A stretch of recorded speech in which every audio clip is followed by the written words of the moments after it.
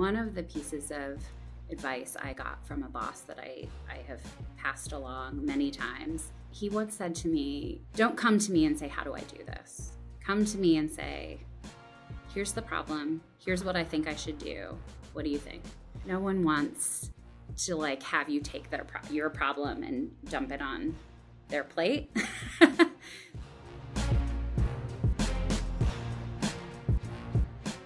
Amy Weisenbach, welcome to Building Better CMOs this morning. Thanks, Greg. Great to be here. Listen, I'm super excited because I have been watching the work of the New York Times and what you've been doing, particularly around brand, which is part of your background. So maybe I'm excited about all of them, but this one I was particularly excited about, partly because I am a subscriber, so I should admit that first. Yes, of course. Yes.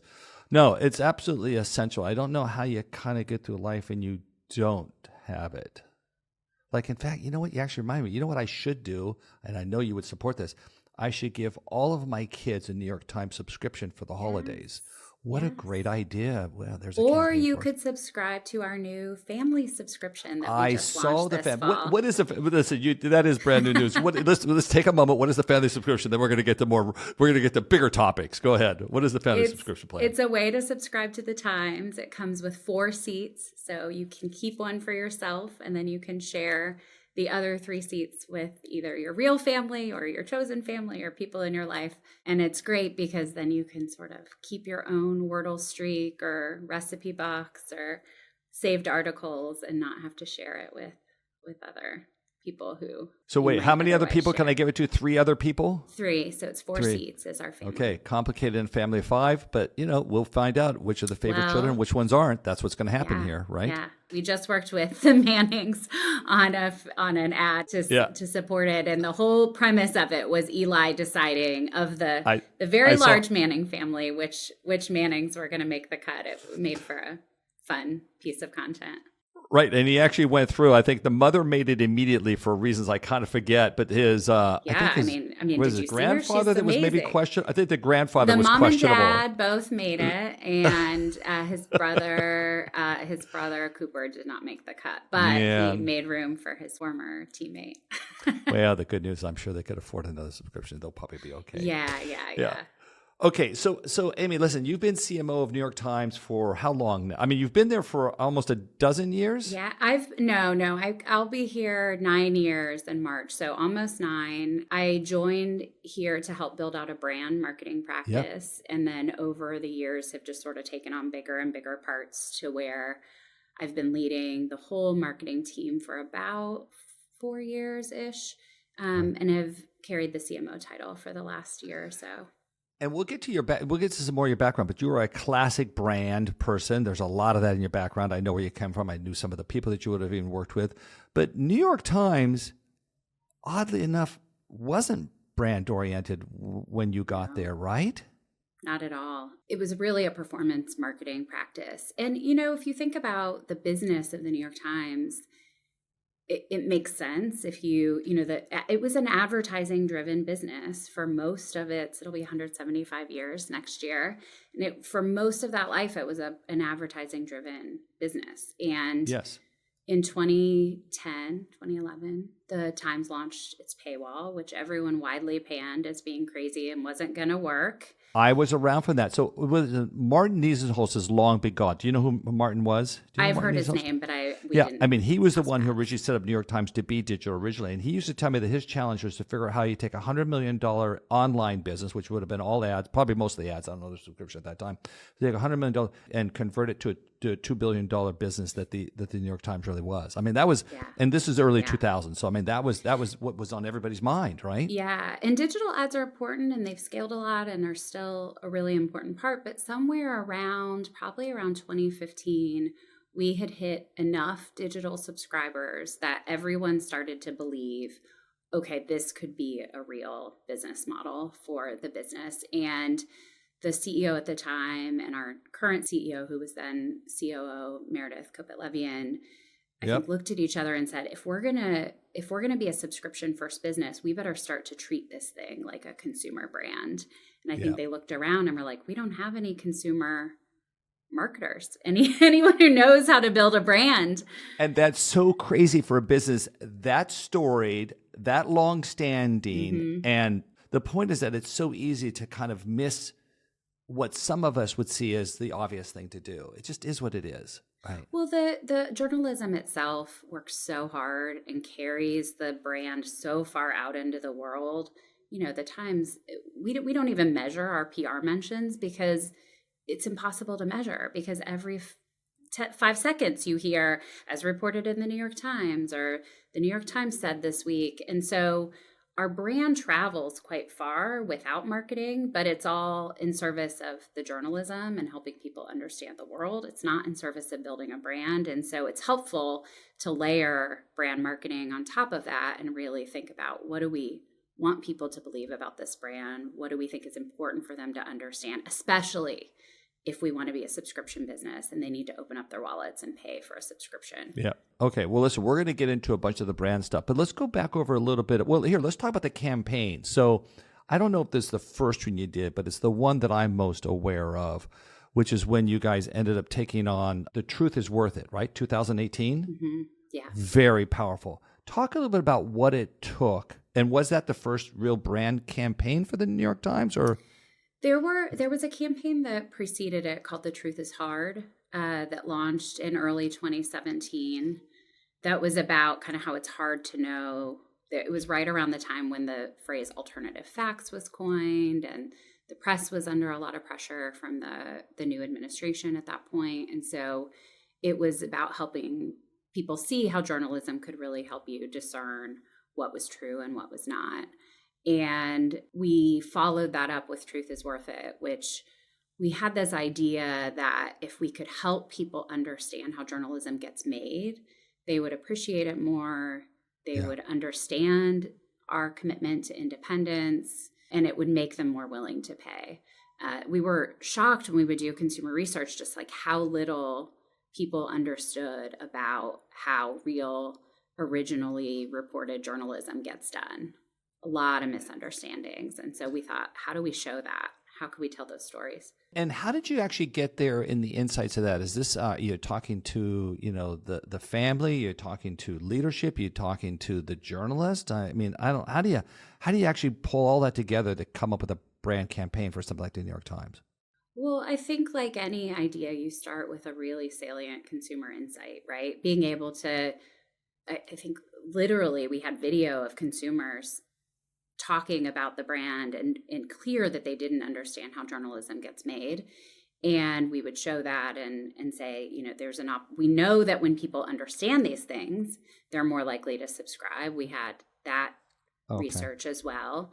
And so it was a no-brainer to try it. I think what wasn't a no-brainer and what was really hard was figuring out how to tell that story and getting our journalists, in the early days, we had not yet really earned their trust that we could do justice to telling their stories. And the marketing team. Yeah. Got it. Correct. And so some of those early conversations of approaching a journalist and saying, hey, we want to make an ad about your story that you wrote. That was not all of them said yes the first time. I can only imagine the suspicion. By the way, I don't know if you looked at my back. I actually worked in journalism. I wasn't full on journalism, but I worked with a bunch of journalists, part of the Tribune, and they were launching a classified business, Cars.com in particular. So it was my first major experience to newspaper industry, and it's challenging, I guess. I don't know, like all business, well, they're by nature skeptics, right? Yeah, and so true. And if you looked at what the marketing at the Times looked like before this era, we weren't to be trusted, right? Like we weren't good storytellers. And so it was a little nerve-wracking those first few campaigns. But now I think our journalists are really proud of our marketing. And I was going to say, what was the reaction?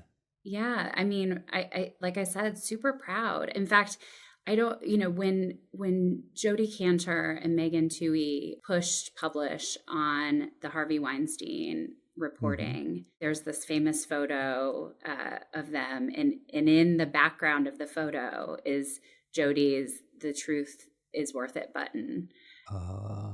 That was like a moment where it was like, yes, this story is worth telling. And one of the great things that my former boss, our first kind of, I think he was even technically the first CMO at the Times, David Rubin, said to us when I joined and when we started building the team was this really provocative but simple question, which is, what would it look like if our marketing were as ambitious and high quality as our journalism? Wow. And that became, it just was like the bar we set for ourselves, for storytelling, for the craft of the work. Amy, there's almost no way that there couldn't have been tears in the eyes of the journalists when you showed them those ads, right?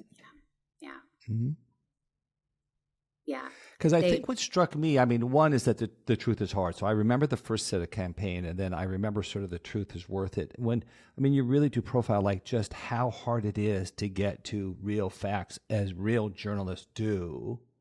You can't help but to be struck by that. And listen, you mentioned Harvey Weinstein. I think that was the beginning of the MeToo movement, or had that movement existed? Is that what kicked it off? I don't know if I know the history. No, it really started. There was a lot of reporting that year. A lot of it was our newsroom. There were some journalists at a few other publications as well that broke a couple other stories that contributed. But really, that Weinstein reporting was the kind of big tipping point. And then tons of great work were done by journalists at all kinds of news organizations over the following year. And as much as the world has sort of divided itself into some politics, you can't not, I would hope at some level, you can't not believe that that wasn't good and powerful to change the world in a positive direction. It's always interesting. We care a lot about the impact of our journalism, and we know that it has a big impact in the world, but that's not really what motivates it. It's like we have to go in. I think the journalists think about it as like going in without an agenda, going in or with the only agenda being to get to the truth. But then knowing that when truth comes out, when things that people would otherwise want to keep hidden from the public view come to the surface, that's generally good for the long arc of society. You know what's interesting about all those too is that, I'm going to say something that's going to be a little bit controversial, I'll bet here. I almost wonder if, and so listen, your stock price is higher than ever. The company is more valuable than it's ever been, which is kind of crazy because, listen, New York Times, I remember Martin railing against Google at the time, because that was sort of changing the business. And, the whole conversation about taking, print dollars to digital dimes was a big notion, and those of us were in advertising. And then, like you said, the controversial decision to move on to a subscriber base. I mean, you didn't close, nobody cut off access. I mean, nobody, I remember all those conversations with the early publishers. They all sat on my board, Forbes, all of them, all of these, some of my boards, Condé Nast, they were all on my board of directors when I ran the IAB.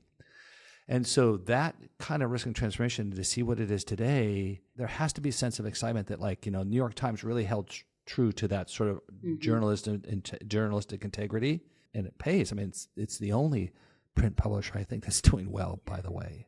Yeah. I think the real brave thing that our leadership did in that moment was choose to continue investing in the journalism first. And I think so many others saw it as we have to cut our newsroom. We've got to, and the Times sold off everything. I mean, the building, like other brands really sold it down to the bare bones so that it could continue to invest in the journalism, because I think AG and Mark and Meredith at the time believed that that was the thing that was worth paying for. That was the thing. If we didn't have great journalism at the core in a newsroom that was big enough and strong enough to deliver that, it was just going to be a downward spiral. But those were, I when I hear the stories of those days, I am always in awe of the courage that they displayed in those moments where the brand, almost wasn't. Yes. Yeah. I love stories. I think it's my favorite thing in the whole world, because I think it's a thing. If I was to identify the most important thing in my life on a self basis, let me extract my family from that and some other dynamics on that. I think it's having a sense of leadership to figure out what the right thing is to do, and then the courage to go do it. Mm-hmm. I think in some regards, my entire life has led up to those points. I just think that's a really powerful idea. And if you're going to put, listen, you're really putting money at stake. You're putting a business at stake. You're putting the truth at stake. because so many other newspapers obviously didn't do that. And I'm going to guess it's part of the reason why there's been such a change in that industry, right? Yeah, what a great place to be. It's a real moment in time for you to have been there and to watch that turn around, right? Yeah, I'm super proud to have been a part of it. Yeah.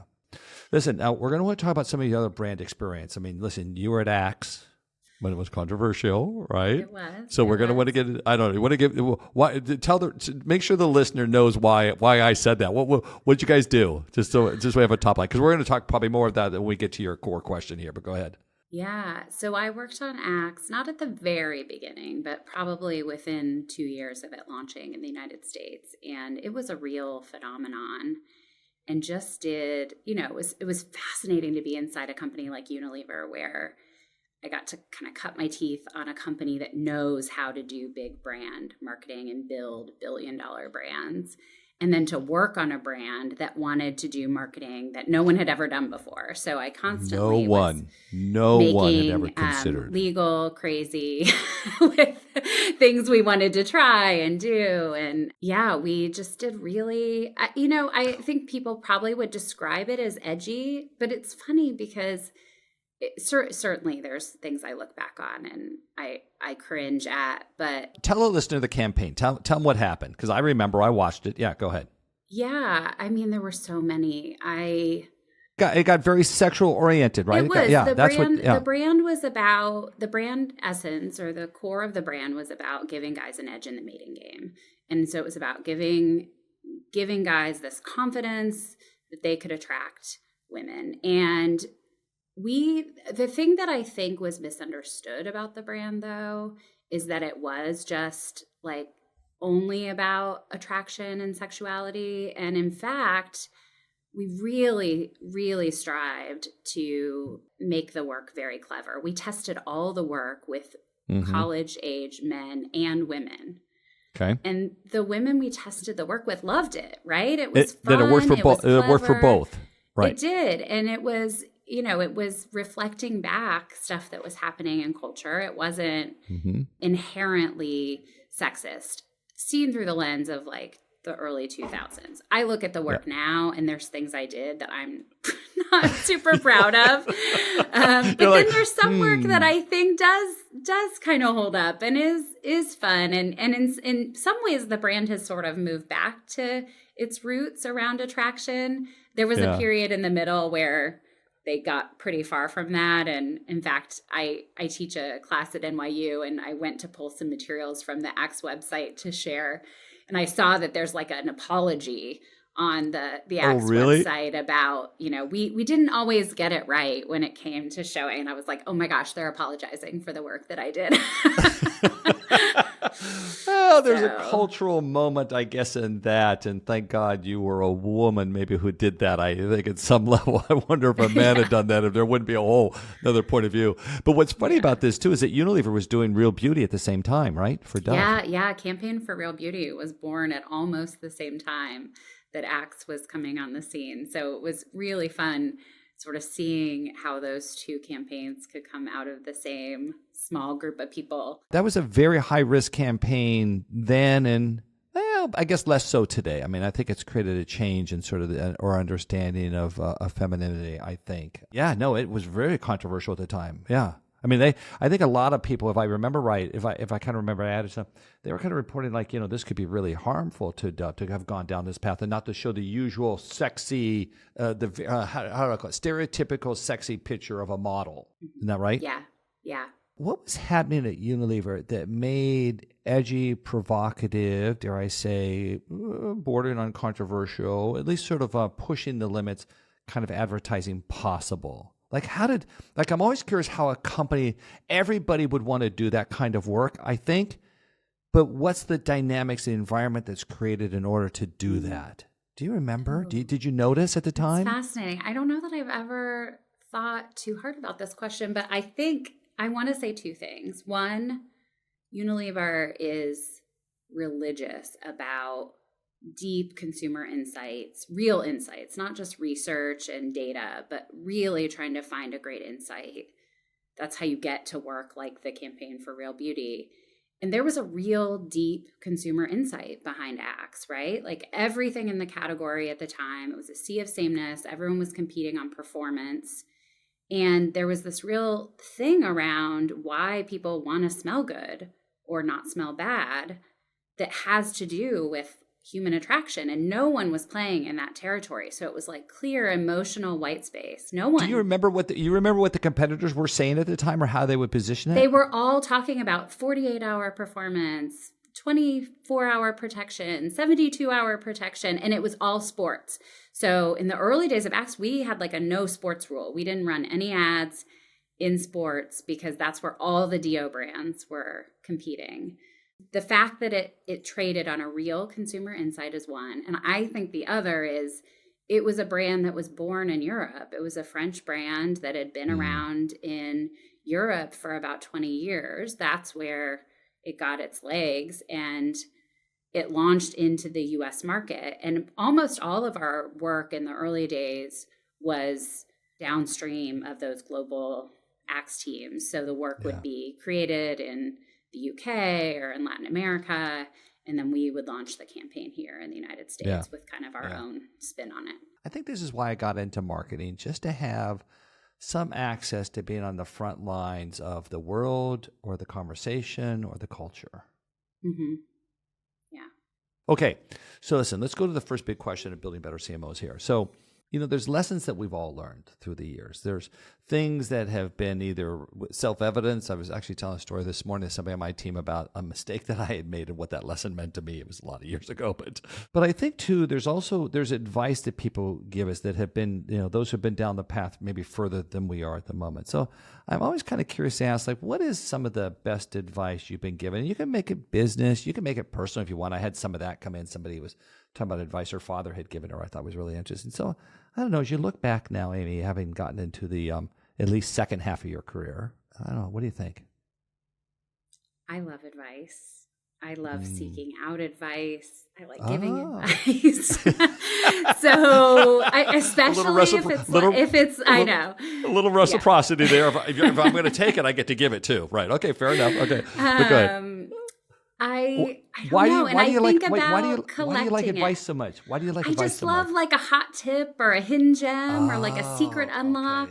Okay. And so I can't think of one singular piece because I really do think of having across my life like collected this basket of things that have stuck with me. So let me just tell you a couple little nuggets. Go for a couple. We're not limiting you to the one best one. Yeah, go ahead. One goes all the way back to something both of my parents always said that I still say all the time today, much to the chagrin of my children, which is that it never hurts to ask.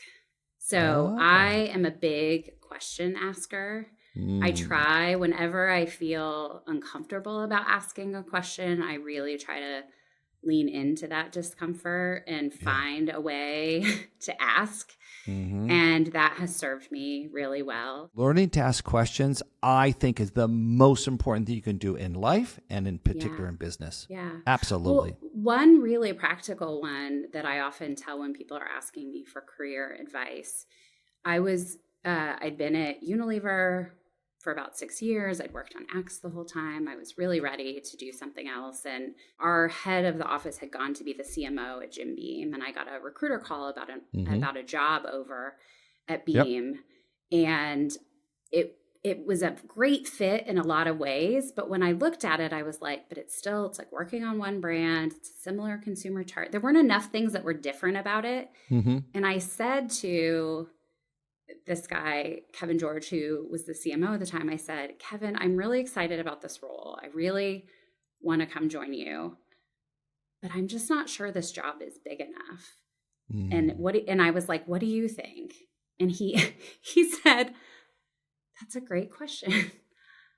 I think you're right. And he said, actually, I have this director role over here. I hadn't thought of you for it, but now that you say that, I think you could do this job. And so I ended up interviewing for this director role. And so I went from a brand manager role to a senior director role at Beam. Wow. And I really think if I had not asked that question, that would not have happened. Because you asked the hard question, the question that the Yeah. others didn't want to do. You thought could have put the position at risk. Right. Amy, that's actually a sense of leadership, I think, for yourself in that case, by the way. So I always tell people not, particularly when they're negotiating career stuff, not to be afraid to ask. Another one is I started my career in the nonprofit world. And when I got ready to go to grad school, I was thinking about nonprofit management programs. And I thought I was really sure I wanted to go back and work in the nonprofit sector after grad school. You got your undergrad in youth public policy. Is that right? That's yeah. And I worked for 4-H, which is a big youth serving organization, for about 4 years. And I had a fellowship that paid for part of grad school. So I could only defer it for 4 years. So I was like, okay, the clock's ticking. I've got to go soon if I want to go. And I had someone say to me, why don't you go get your MBA? I was like, why would I get an MBA? I don't want to work in business. And they gave me advice to think about two things. One, the impact you can have on the world from lots of different places. At that point in my life, like I just thought, if I want to do something important and impactful in the world, I better stick in the nonprofit sector. It's what I knew. And he helped me see that people in business and people in other kinds of leadership roles have as much or arguably more impact as people who work from within the sector. And two, he said, no one's gonna balk at an MBA. You can go run a nonprofit with an MBA. And some would respect you more for that. Yeah, go ahead. Yeah, but you might limit your runway with a nonprofit management degree. And I mean, thank God someone said that to me, because look where I am. Like, I would never be in this job. I would never be CMO of the New York Times.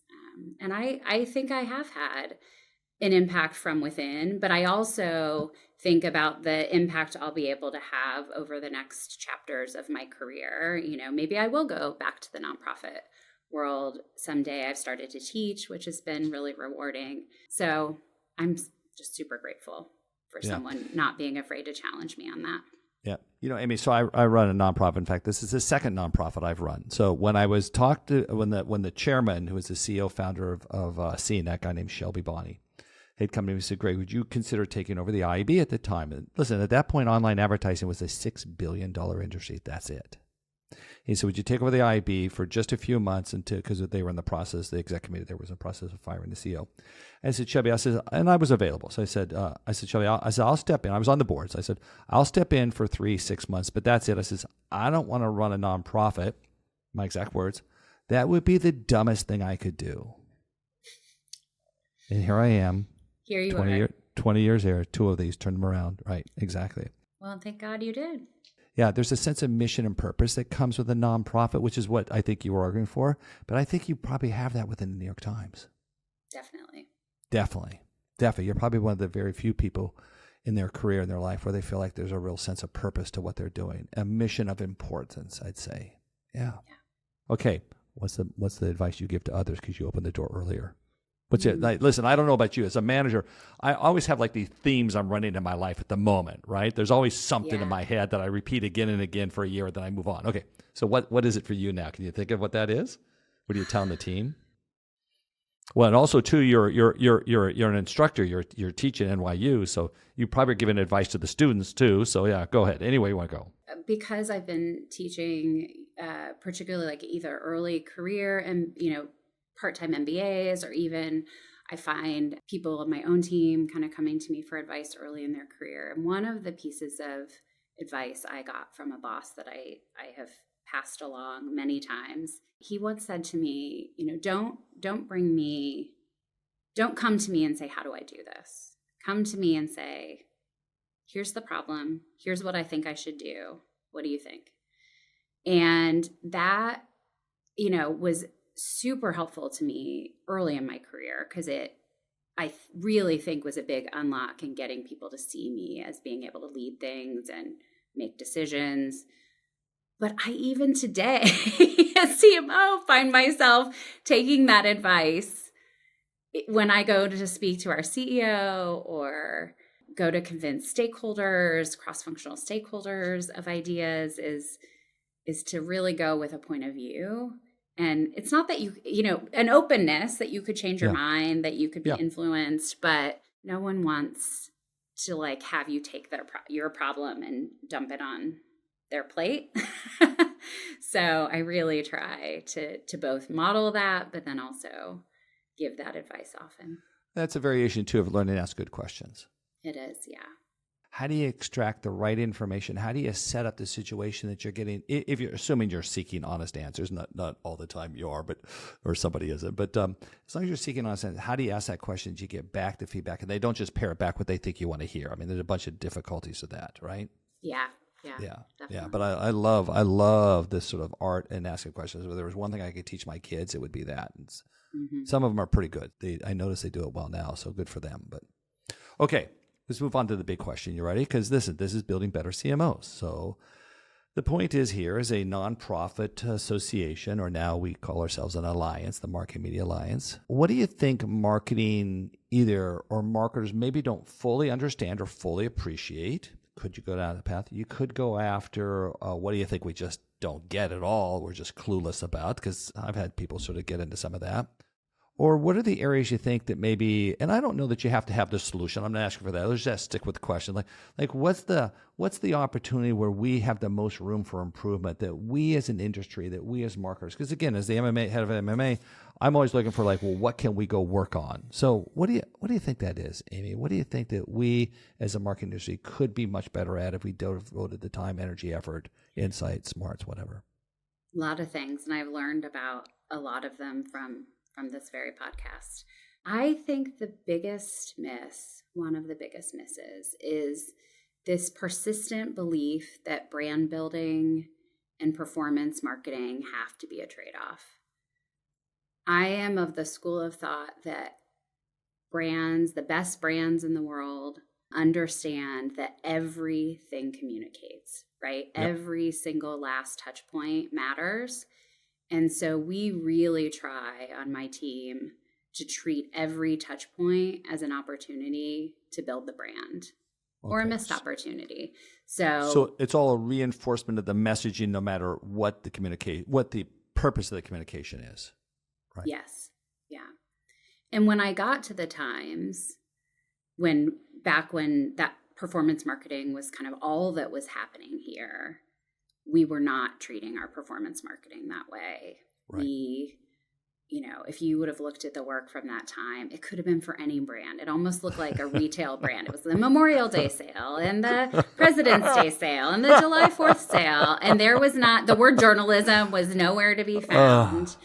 Nowhere were we making the case for why the Times was worth paying for. And I was lucky to be preceded by our David Rubin, who's now our chief brand officer, and Laura Ford, who's our creative director, our VP of creative on my team, who got this work underway when I joined to help in the effort. And now I would say, I often refer to our team as like a brand-led marketing organization. We spend the vast majority of our paid media on what you would call performance marketing, paid acquisition, subscriber acquisition marketing, but we treat it all as carefully as we do our brand marketing. And we measure it all. Well, we used to measure it all on brand lift. We actually just kept getting the same results. So we stopped measuring it, but we promised ourselves that if we ever got away from it, we would go back to measuring it. So the current brand is It's Your World, but I'd love to know how it shows up in performance-oriented. Or listen, I think for you, that's always going to be generally subscriber.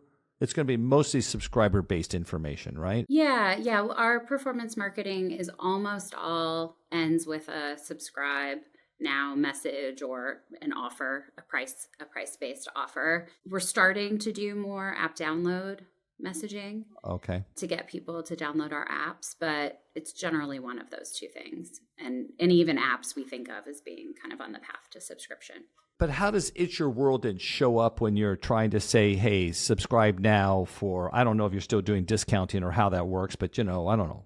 Comment on that a little bit. How does it work together? Sometimes it's rare that we would use it exactly, right? Because that campaign sits at an altitude that's really it's about reflecting back to our readers and subscribers, kind of how the Times shows up in their lives. And, it does end with a a subscribe or an app download message, even our brand work, we always put that at the end as a message, even though we don't really measure it or expect it to perform in a super short-term way, at least at levels of profitability.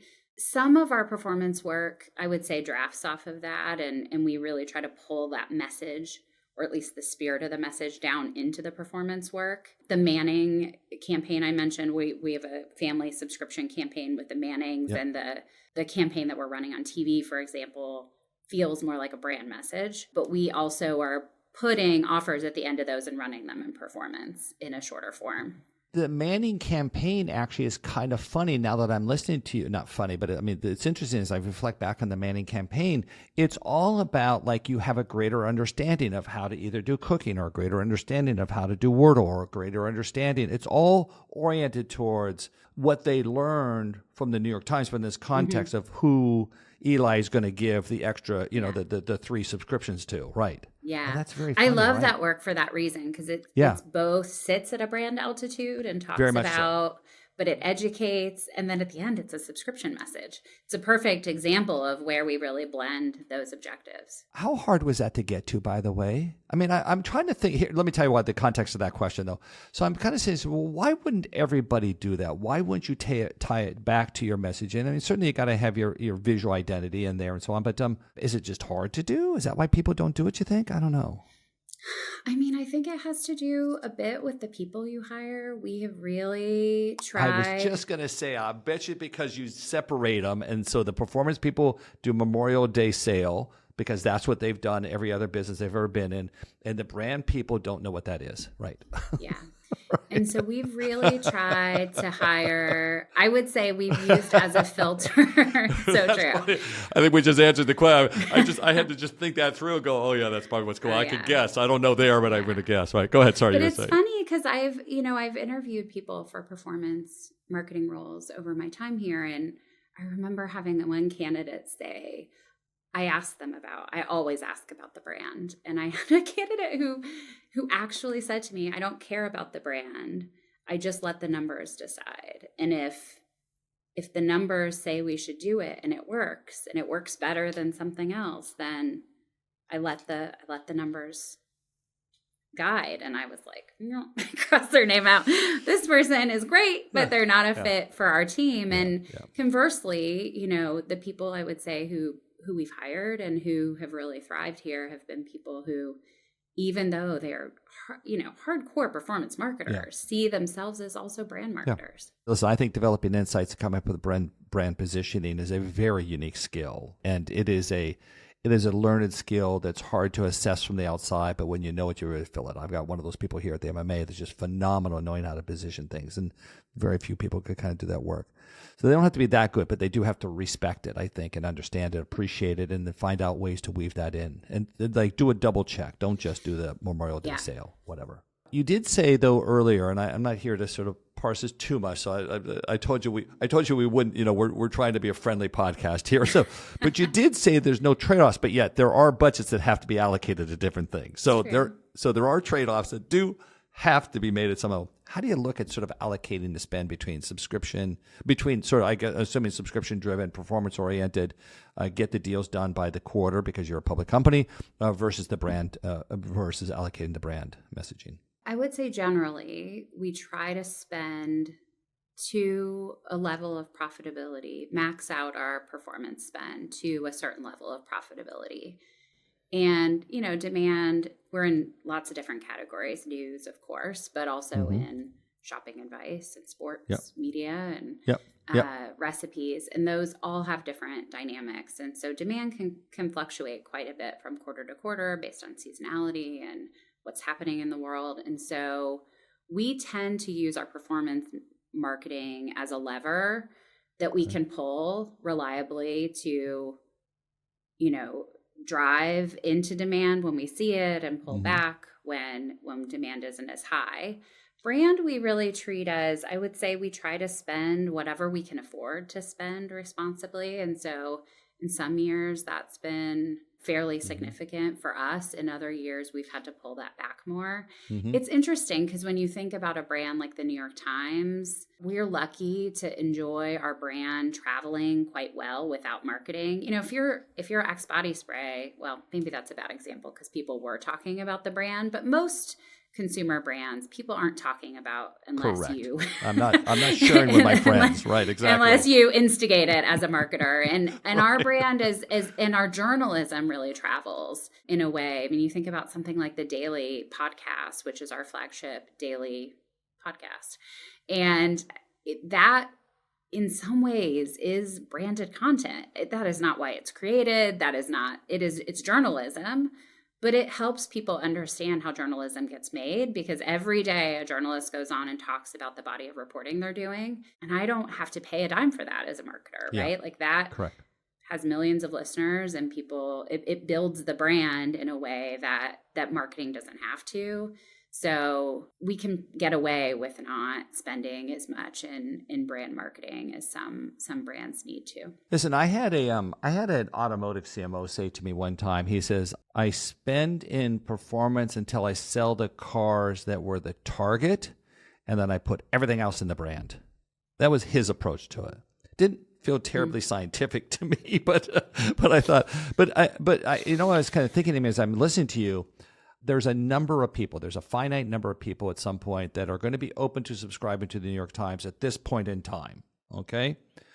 And so I guess you actually could watch, if I heard you right, like if you're watching profitability, you could watch until the cost of acquisition started to reach a point that maybe it didn't make sense financially, it wasn't as strong a case, and then you could go back to a brand. I don't know, that's kind of, I've never heard anybody really say that. That's very interesting. Yeah. Huh. You know, it's kind of too bad, too, and I mentioned this earlier, you know, it's kind of too bad that we as an industry, what I've always been concerned about, that we as marketers don't have the answer to that question. Now, the MMA did develop the world's first methodology that actually is able to tell us the relationship between brand and performance and what brand is worth over time. And it came out of questions that, you know, listen, every CMO I talked to about 7-8 years ago, I was doing a bunch of calls with them, and everybody told me that was a top 3, if not maybe one of the biggest issues, long versus short. And nobody had a good answer, and nobody had a methodology. So MMA built one. The challenge with that methodology, and it's great, and we've now spent $3 million, and we'll be releasing the last of those studies under that, what we call brand as performance. Because brand has to be performance, but it's an overtime measure. That's what makes it hard. But we'll be releasing the last of those studies this year after spending, like I said, $3 million. So with AT&T, will come out in 2026. But the challenge for all that is that if you think of it, this is why it's not been done, which I've now learned.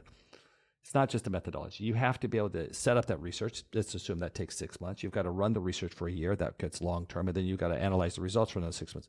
So it's at minimum 2 years. Even if you say go fast, it's at minimum 2 years before you'd have the insight. There's very few marketers, CMOs, who are in a position to think that I want that answer 2 years from now. Yeah. It's a great point. Yeah, I don't know how we get around that because the information is so critical and everybody feels like they need it. But boy, that's a level of commitment that we as CMOs have not made. Well, in the case of our brand, we've tried to do some of that longer term. I mean, we have an MMM, of course. We've tried to do like longer term geo-testing kind of methodology to understand the lift. And what we often find is something else happens in that time frame, and it makes the research not valid. Yeah. So Yeah. I have not given up on it, but the last time we tried, something happened and in the world, and the data we lost the fidelity of being able to tell. So I had 3 brands agreed to go forward this brand's performance research methodology, and we were getting ready to go in April of 2020. And we ended up shutting down the whole, we ended up shutting down the whole research initiative and just said, we don't know what near-term advertising is going to look like for the next 9-12 months of the pandemic. We had to close all those down.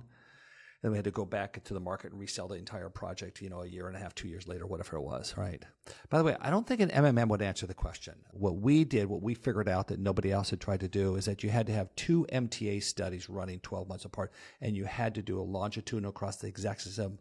So if you were measuring the media, brand, and sales performance of 20, 30, 40,000 people, like you had to have big numbers, then you looked at exactly those people 1 year later. That was the big difference. And MTA is the only way you could do that level of attribution. But it's hard. It's hard. It's expensive. And to your point, I don't know if we understand sort of the influence of different dynamics that could happen in the middle of that. And then it's risk too, because you're right. Because if we had started that research and the pandemic happened, it would have been kind of all bets are off. Now we just wasted all that time and money. Yeah, you have to have a real commitment to go down that path. As much as I love that work. You don't do Memorial Day sales anymore? No Memorial Day sales. We do a lot of sales though. You probably, if you get our emails, you know just how much. Oh, I don't know. New York Times is so good. I'm happy to pay full price. So is that what performance really has become? It's all about it's all around just pricing. Is that what it always is? Pricing is part of it for us. I mean, we just have a really low introductory rate because we want to take price off the table as a reason. And we know it takes people a while of building a daily habit before they really understand viscerally like why it's worth paying for and feel like it plays enough of a role in their lives to be one of the many things we all get asked for to pay for on a monthly basis. So pricing is an important lever that we do use, but I would generally say, we don't vary our introductory price a lot. We just sort of turn it off and on. Really, one of the biggest levers we have is urgency messaging, right? Telling people that it's for a limited time, that it's going to end soon, that this sort of creating urgency around why subscribe today versus tomorrow, that tends to get people kind of off the couch and ready to pay. One of the things we learned from these brands performance studies, which is kind of interesting, you factor that in and gets to your CFO, it'll be interesting how you all decide to react to it. We had found from doing these long-term research, anytime we ever had this kind of learning, the industry's ever had this kind of learning, is that the cost of acquisition when the brand is strong, when the consumer has been made favorable to the brand, which is one way of looking at that, is 85% lower. That's crazy. That's crazy. Now, listen, the cost of converting somebody to be favorable, to be brand oriented is, has a price to its own right. For the cost of acquisition to go down 85%, that's nuts, right? I mean, I don't know how else you would do that. I mean, you can make the performance campaign as good as you want. It's not going to do that, right? Yeah. That's why we really try to even in a social ad that's really about driving subscription and that we're measuring on profitable acquisition. Try to treat it like a brand moment.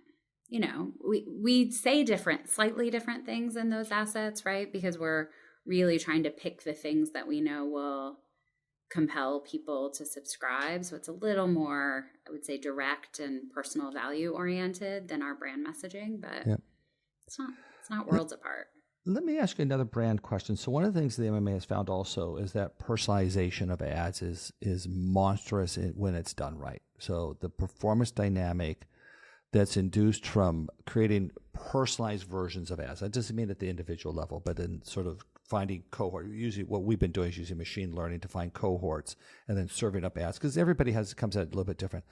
What the question that we haven't answered and all that, Amy, and I wonder if you've got a viewpoint on it, is that how do you maintain brand when you create a diversity of messaging to people? And let me give it a little bit of color to that. So if you're trying to, we've kind of trained marketers to say, hey, singular insight, singular message, right? That's kind of where marketing sort of come. And there might be slight derivatives, but you're still sticking to that. But what if you're creating a different motivation for a consumer? Because listen, people are going to come to the Times for sports. They're going to come there because news. They're going to come there because they're, maybe liberal. I'm not sure because of their political affiliation, I should say. They're going to come there because they like truth. I mean, there's different reasons. So it's obvious to say personalization is going to matter. And in fact, I had somebody tell me in AI that AI is all about the killer app in AI is personalization. So let's assume that's where the world's going. But how do you maintain brand and all that? That feels hard, doesn't it? Yeah. Well, it depends on how you approach it. I mean, I certainly have had moments where someone, whether it's maybe a cross-functional stakeholder or a leader, a senior leader, has said, why don't we have the brand stand for this in this place and stand for this over here? And I really reject that. I think the core of what you stand for, the brand promise, the essence of it has to be the same. But that doesn't mean that you can't, I don't know. For us, I can give a couple of examples of things we've done recently. So games is a great example where we know people play different games. and they play at Yeah. different times a day. So one of the ways we've personalized our ads is to reflect in our visual what game we think you're likely to play based on machine learning, and when we think you're likely to play, morning, night, maybe lunchtime. And we vary the ads based on that. Similarly, for cooking, we've done stuff with weather, or for The Athletic, we've done that for what team you follow. But the core of what the brand's role in that consumer's life, in all those cases, like that, we don't really vary or we don't want to change. So I don't know. I think there's probably a way to thread that needle, but if you're not careful, I could see how it would take you down this path of being a different brand to, to different people. And I think that's a mistake. You know where this came up? This came up. We were doing a personalized campaign for an electric automotive company, and it was interesting. Do you position that as good for the environment? Do you position that as fast? Do you position that as you don't have the hassle of gas? I mean, there's a lot of different reasons why you might choose to buy an electric car. It got wrapped up in politics again. There's a lot of different reasons why people would do it, but does that sort of change? I guess you'd have to understand what the core insight is, to be able to do that. I don't think that red car, blue car is personalization. I don't think that's it. It's got to get back to, although we did have somebody do that once. It's got to get back to a human motivation, I think, not just a messaging and then how you communicate that clearly. Yeah. It's crazy, isn't it, Amy? It's like all these years we've been doing marketing. We still have so many questions to answer, don't we? I know. And it feels like a real inflection point right now. It does. What's the biggest question you'd like to see the MMA answer? I usually don't ask that question, but I'm curious. Do you know? I mean, listen, New York Times is a member, right, of the MMA. Yeah. I don't know. Is there a big question that you and your team sort of still ponder, or even struggle with, that you go, boy, I really wish somebody knew this? So many, Greg. I know. I feel like we've all been like every time a new episode of your MMA podcast or your marketing and AI podcast comes out, right, our team shares it, and we're always talking about. Did you hear that last episode? What do you think of what we should be doing? Some labs and experiments with the New York Times. We should have them experiment these things. Okay, but go ahead. Yeah, so is it all around AI, do you think? I mean, that really is the kind of question today. I don't know. I mean, that certainly is the thing that's taking up the lion's share of my brain space these days, because it just feels like there's so much that could go wrong in terms of people and maintaining like a vibrant work environment where people can do the best work of their careers. What does that look like in the next 18 months, 24, I don't know, for the rest of my career? Right, and how do I know how to navigate and build a culture and a brand and a place that people want to be a part of in the old world. But I really feel kind of out over my skis in this new space. And I keep trying to go back to just like first principles of the things I know, but it's hard. And what doesn't just feel more accelerated? It feels like the answer is wrapped up into more productivity all the time, which is a variation of speed and acceleration.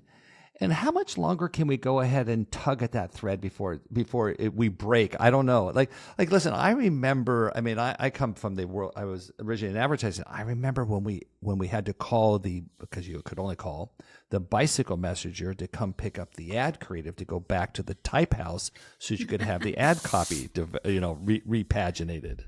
Yeah. And then we adapted the fax machines that made it a little bit faster, right? But now we're email. Now we just create the ads in house. Well, and now I can't even. I was thinking about this the other day that Google Office. I don't even know what it's called. The Google Suite has not been with us that long in terms of how I probably in the last 10 years of my career have I been using like Google Docs and Google Slides, and Microsoft has a version of this with their suite as well. But the ability to collaborate in a document and how that changed how we work versus sending files back and forth and which one's the latest and all the versioning and it was a nightmare. Yeah. And so I try to just like I'm inherently an optimist, and so I try to just go with the idea that there's going to be things that are going to be like that, where it was really confusing at first and hard. And I was like, I don't know what this, like, how to use these tools. And now it's just second nature. And when someone shares like a Word doc with me and asks me to like send them back my feedback, it's like I don't even know what to do. My I put it in a doc and then I put it in the cloud and then I send it back the link and I say, there you go. Yeah, exactly. I politely, and maybe not always so politely, say, don't ever send me a file again, please. Don't do that. Send me a link. Or don't worse, send me a file. PDF. You know. Oh my Here's God, a that's PDF the worst to thing. comment on. I don't know what to do with it. I don't even know how to write on the PDF to get that done. Although that function, maybe it's there. Maybe I'm just being dopey. Okay, Amy. Listen. So the world's not going to get any easier. It's going to continue to change. New York Times is there to explain to us what's going on, right? Feels like a funny time. You want to make any comment about news in today's world? You know, I think about it from the perspective of our audience, right? Like that's who I think deeply about, and sort of how it's impacting our audience, where they get their information, how trustworthy is the information, how reliable is it?